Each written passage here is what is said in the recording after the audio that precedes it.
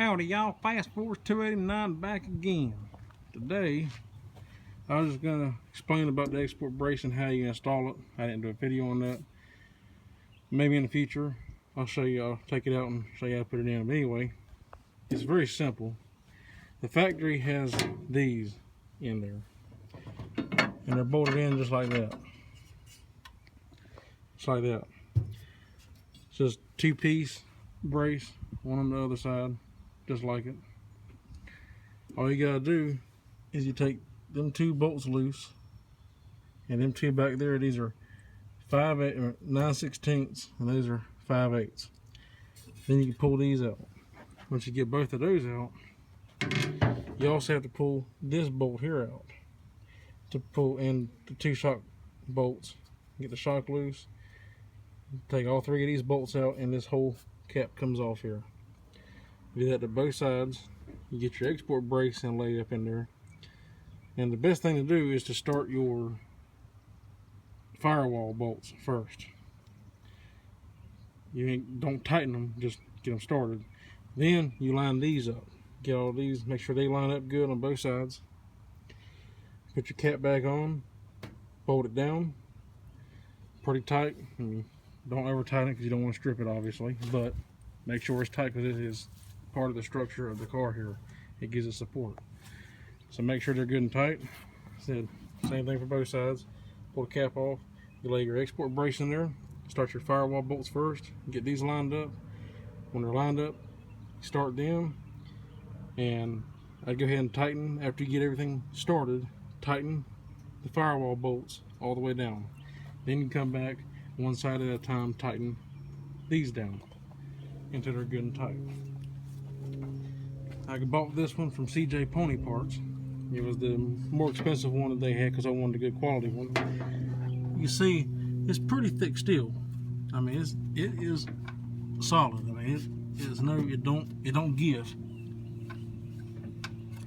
You can lay on that thing and it won't budge. So, and I like this because it completely uses all three bolts instead of just two like the factory did.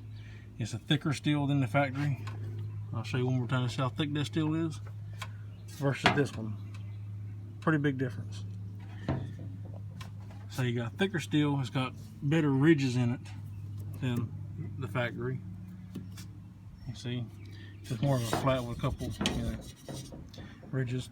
And this here's actually got some beef to it, and it's completely bolted down with all three instead of just two, so I like that about it. And it's a one piece, so automatically it's going to give it more support regardless. It's a very nice piece.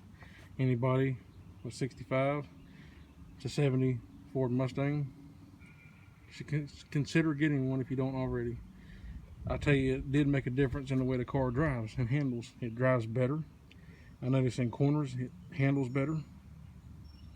It just feels like a stiffer car now. And of course I got the Monte Carlo bar, which I've had that in here for probably 7 years now.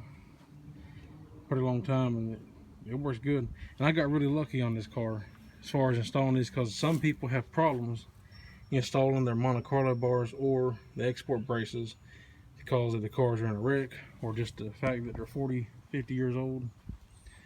They settle over time and the shock towers kind of go in just a touch, and then it could be a pain in the ass to get them in. With this car, I never had that problem. The Monte Carlo bar was installed before the car got wrecked, and that might be one thing that helped save the front of this car when it got wrecked, was putting that Monte Carlo bar in. But the Monte Carlo bar dropped right in the hole, no problem. Bolt everything down, it's good to go. The export brace, same thing. I did notice that when I took the passenger side one loose, the factory brace, that the car actually moved on me. So yeah, something was probably a little out of whack and it moved, but it lined up. So whatever it did to move, it actually helped it, made it better, which is good. That export brace set right down. I didn't have to use no porter power, or I didn't even have to jack the car up. Sometimes you got to just jack the car up to get the bolts to line up, and sometimes it takes extreme measures like a porter power to actually push the shock towers apart. In this case, I had no problem with it. The export brace went right in, like it had eyes, and it's a good fit. I said it does make a difference. So I just wanted to show you all that and kind of explain it a little bit better in detail, since I didn't do a video on installing it. Thank y'all for watching. If you liked the video, hit the like button, and have a nice day.